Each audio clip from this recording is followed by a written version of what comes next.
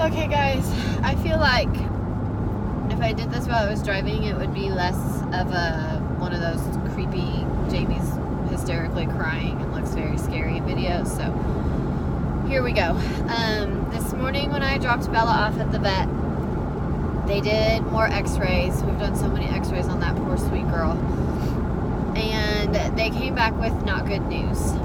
So Bella had pneumonia. She wasn't recovering from it. It didn't seem like, even though, you know, she's been through infection after pneumonia, and none of the meds seem to be working. And it turns out today we found out that she has mega esophagus.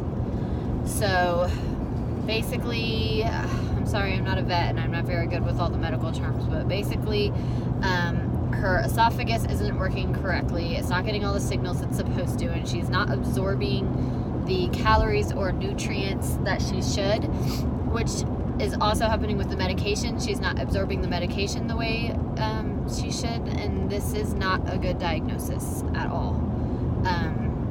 I spent the whole morning crying because it's just so hard when you work so hard to heal an animal, and then it feels like I continue to get bad news all the time. Of course, if I took in perfectly healthy animals, then it wouldn't be this way, but this is kind of how it works in our world. And the prognosis is not wonderful at all. Basically, these dogs that have this have to eat, drink, and get medicine while sitting straight up, like humans with their paws up, so gravity kind of helps pull things through their esophagus and get things absorbed that wouldn't absorb otherwise. There are these really cool chairs called the Bailey chair, I believe, and I'm about to email the organization that makes them for dogs this way. It's kind of like this high chair that you close the door in, and it's an easier way to feed your dog sitting up like that. However, our girl poses more of a complication because she has limited, most of the time non-working back legs, which has gotten worse with the more sick that she gets and the less calories that she's absorbing, and so she has less strength, which means that she would just sort of be sitting there on a dead tail and non-functioning back legs. So we're gonna have to come up with a way to support her that way, to feed her and to give her medicine. And then the other issue, of course, with our Bella is that she's incontinent, which already makes things extremely difficult, but there's, you know, just adding that into high chair feeding and everything else. So it's been a rough morning. It's been a really rough morning. Other stuff going on too, and it just feels like a lot. There is a chance that Bella has a treatable version of this. 25%, they said, of people with animals with mega esophagus have this treatable version that's related to a spinal injury or nerve that isn't functioning correctly. And since we already know that she has spinal injuries and nerves that aren't functioning correctly, there's a good chance that that's what's related to this mega esophagus. It doesn't fix anything, but it means that it's treatable. It's also a $200 test that we have to send to New York City and to find out to see if she's one of the 25%, along with all the x-rays that we've done today. And they did a big long test today to confirm that it was mega esophagus and to see how bad it is. She has a very severe case.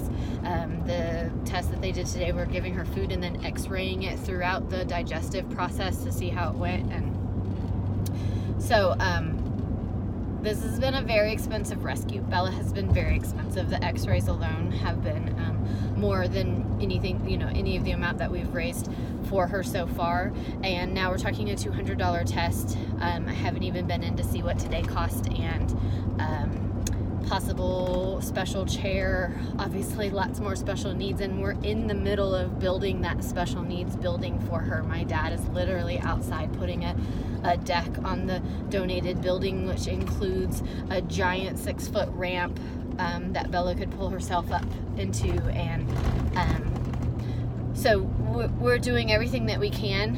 I need you to share. I need you to pray. I need you to send positive vibes, whatever it is that you're into. I need you to donate. I just do.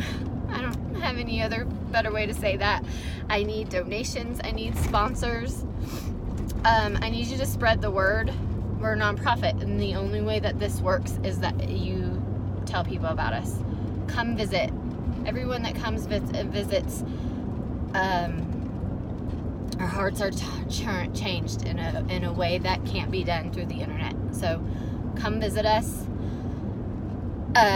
If you don't understand the way I treat animals, I know that it's extreme and different than other people. What I need you to focus on is that all of this started because an animal changed my child. As a mom who would do absolutely anything for her children, I can't explain to you what Angel did to his heart, but it's something that I was not capable of doing, no matter how hard I tried. And Safe in Austin isn't just about spoiling animals. It's about spoiling animals so they can help children. And when I don't give up on an animal, when I do everything I possibly can to help an animal, the kids that come to me without hope, they see that and they feel it and they heal from it. They see that there's no pressure and that there's people in the world that won't give up on you, and that's a big deal. So as much as it feels hopeless sometimes, because I have a lot of special needs animals here, I also meet a lot of special needs kids and families and people that are desperate for hope. And the fact that I try with everything that I am to not give up, it changes it. It gives hope to things that seem hopeless. So even if you think I'm crazy because I save pigs and I sleep with goats and I have an incontinent dog that's going to need to eat from a high chair, just remember that it's not just about animals. It's about children and families, and it's mostly about hope, and it's about spreading the miraculous thing that happened to our family when an animal changed my child's heart and changed our whole world. And that's what Safe in Austin's about. It's about giving a little bit of that to as many people as we can. So I'm gonna go pick Bella up, and we're gonna figure out how to pay for this, and we're gonna figure out how to get her a chair, and we're gonna build her a little room, and we're gonna keep doing what we're doing because there's a lot of kids that want to come out and see her in the next few days, and so that's the plan. Okay, I'll post you some pictures later. Happy ones, happy pictures. Okay, bye guys.